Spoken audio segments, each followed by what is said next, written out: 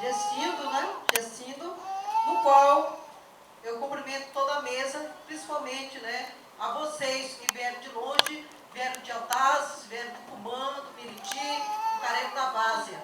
Então, o interesse, doutor Gessindo, meu nome é Elderli, presidente do movimento Nação Mestiça, okay?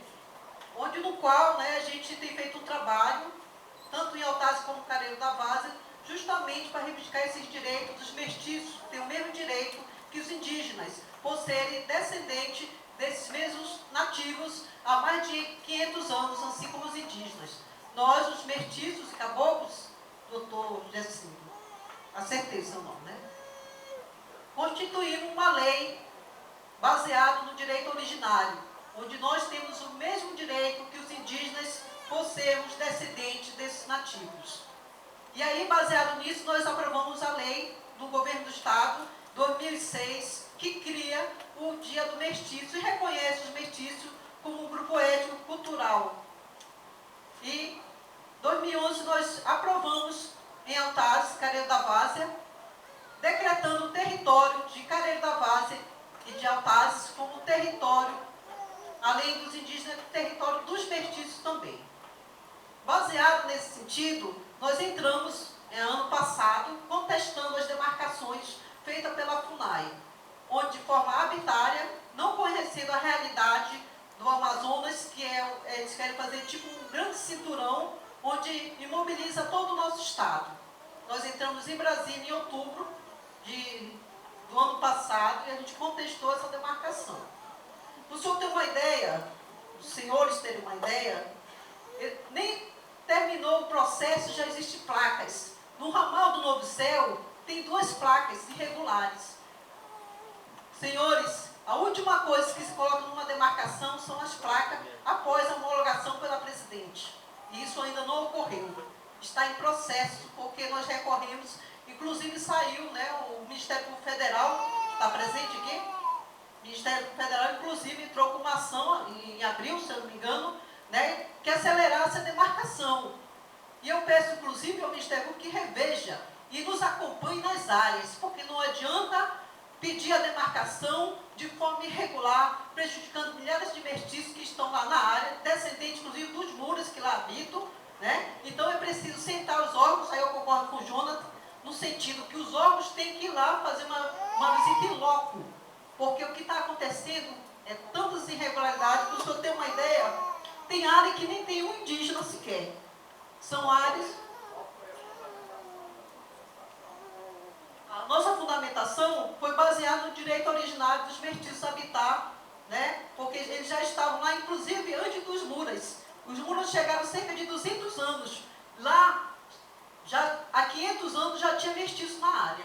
Então, baseado na lei 3.044, que nós fundamentamos o nosso argumento junto à FUNAI, que a terra pertence aos mestiços que lá habitam. Nós não queremos com isso dizer que nós somos contra os indígenas.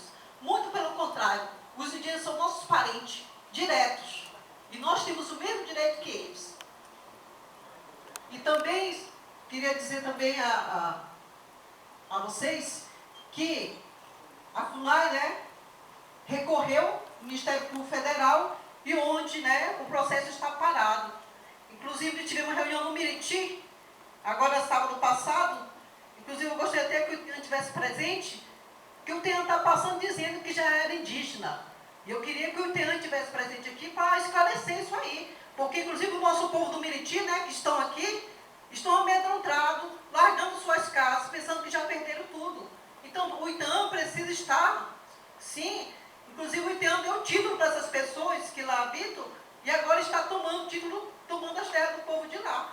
E é preciso haver um esclarecimento que o Iteam está lá para contribuir e não para assustar o nosso povo, como está acontecendo no ramal do Saíma. Não é isso, Nete? Tá? Então, eles vieram hoje aqui, a gente solicitou que eles viessem, porque eles têm que falar a realidade.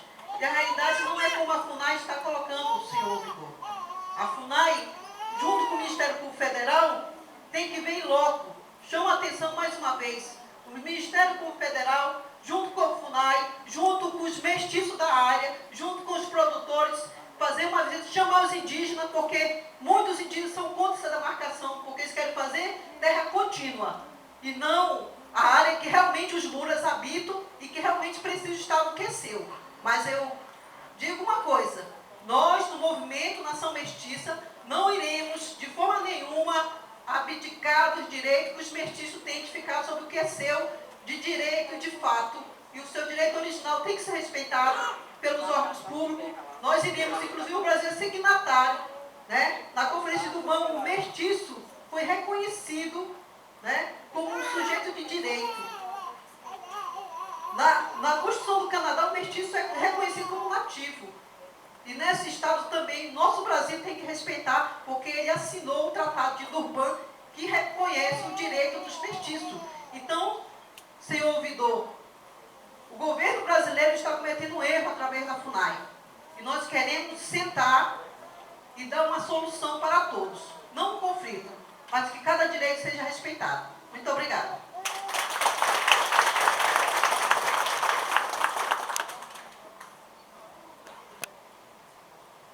Ok, então vamos ouvir a representante da FUNAI para que as coisas sejam clareadas. Nós pedimos à representante da FUNAI que esclareça para nós o andamento atual da demarcação, quais os órgãos que foram ouvidos durante esse processo de demarcação, porque assim as coisas vão clareando.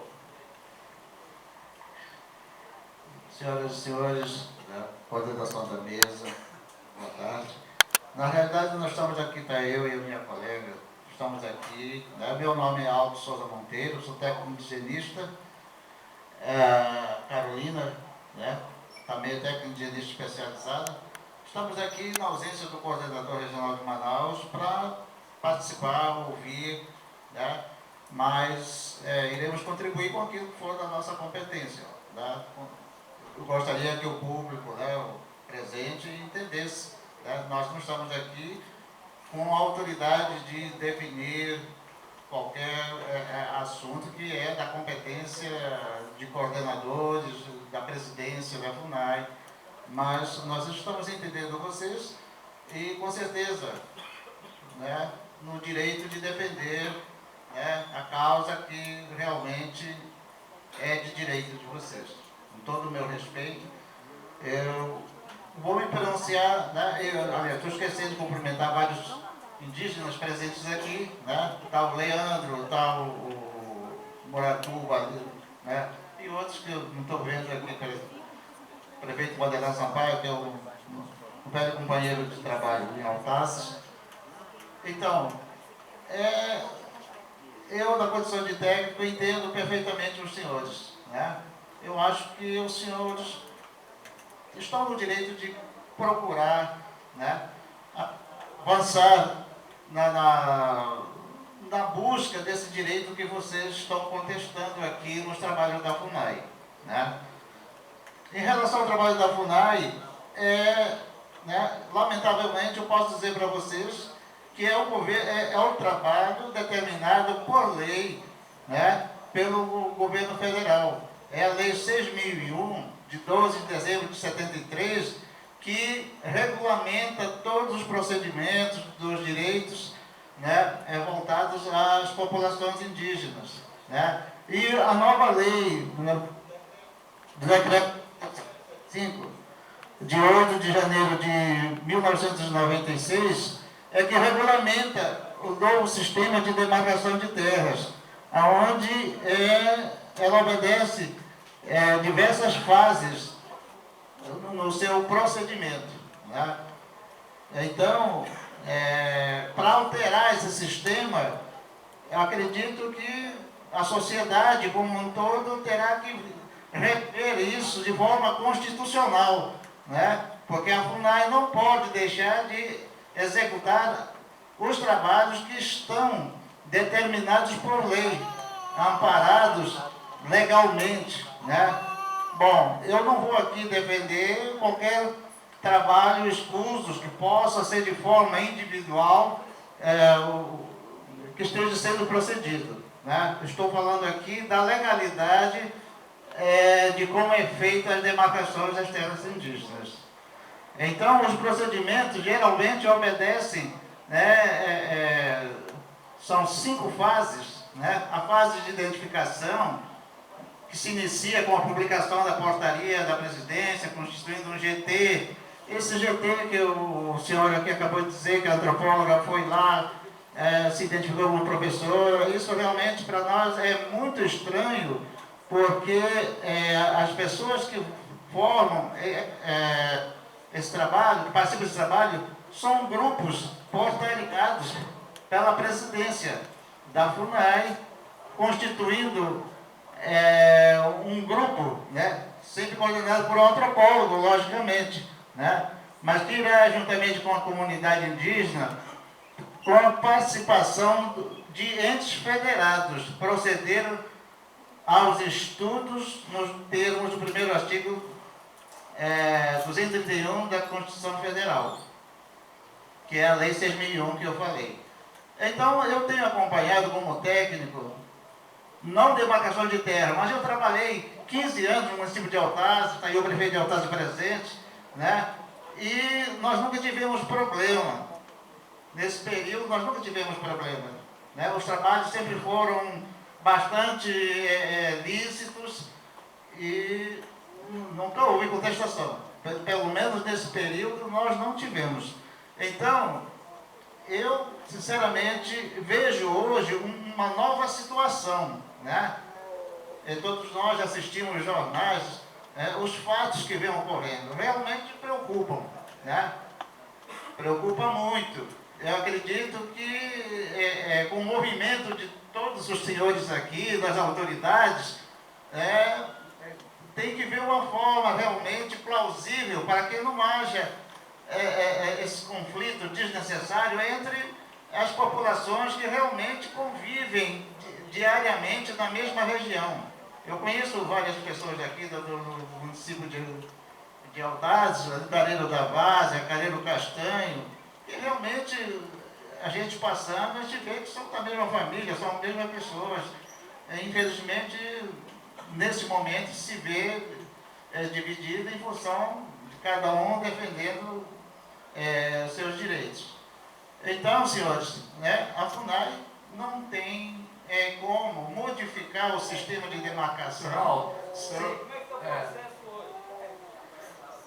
Bom, os processos são diversos. Eu posso falar aqui pela jurisdição de Manaus, né? Não tenho... De Altazes. Então, em Altazes, nós temos atualmente, né, na fase de delimitação, a terra indígena não está aqui não, isso aqui são os procedimentos. Está na fase, nós podemos passar depois esses documentos, mas está o Murutinga em fase de delimitação, né, com o Tracajá anexo, o Ponciano, o Cissaíma e... Não, Jeripapo não, no momento não. E o Vista Alegre do Castanho. Então, no momento, são essas situações que estão na fase de delimitação, estão em análise os relatórios antropológicos em Brasília. O Ministério da Justiça vai avaliar esses relatórios e, se, de acordo, o ministro da Justiça, então, despacha para que a presidência da FUNAI autorize a demarcação administrativa dessas terras. Esse é o andamento da situação em que se encontram essas terras de Altazes. Existem outras que estão aguardando a conclusão do relatório antropológico, que é o Iguapinu, o Muratuba, parece que o Javari, né, que estão aguardando a conclusão dos relatórios. Então, essa é a situação do município de Altazes. Geraldo, quais os órgãos que foram ouvidos durante esse processo demarcatório? Bom, pela fase, os estudos iniciais são serviços exclusivos feitos pelos antropólogos, sociólogos, ambientalistas, que fazem um estudo inicial. Quando for feito o GT para a demarcação, geralmente é comunicado aos municípios, geralmente é convidado representante do INCRA, né, sempre tem participado, e de outras instituições né, ambientais são convidados para compor esse GT. Esse tem sido o trabalho conjunto feito. Né? Uma vez demarcada essa terra, tem 90 dias para que seja... Sim. Mas nós temos que ter informação objetiva do senhor. No processo demarcatório são ouvidos os representantes dos órgãos da lei. Não dá para nós colocarmos aqui na ata que geralmente são ouvidos, que aí geralmente pode ser mais, pode ser menos, pode não ser. É preciso definir que lá na relação do senhor, de acordo com a legislação, deve ter lá a indicação de quais os órgãos que são ouvidos. Aí nós queremos saber quais os órgãos que vocês efetivamente hoje ouvem durante o processo de demarcação. Bom, aqui de acordo com as fases, né? Aqui, não é a minha área, né? Mas que eu tenho visto apenas o INCRA, né? O INCRA tem composto. A minha colega aqui vai... Então, é o seguinte, eu não sei, a partir de 2011, as prefeituras e o governo do estado são chamados, porque é publicado tanto no Diário Oficial da União quanto no Diário Oficial do Estado, a composição desses grupos de trabalho. E também é mandada uma carta para as prefeituras, e aí, a partir disso, as prefeituras têm que designar... Não, é geral. Não. Mas aí a prefeitura tem que designar uma pessoa para acompanhar os trabalhos. Isso é publicado no Diário Oficial do Estado, e a prefeitura tem que estar atenta para designar algumas pessoas.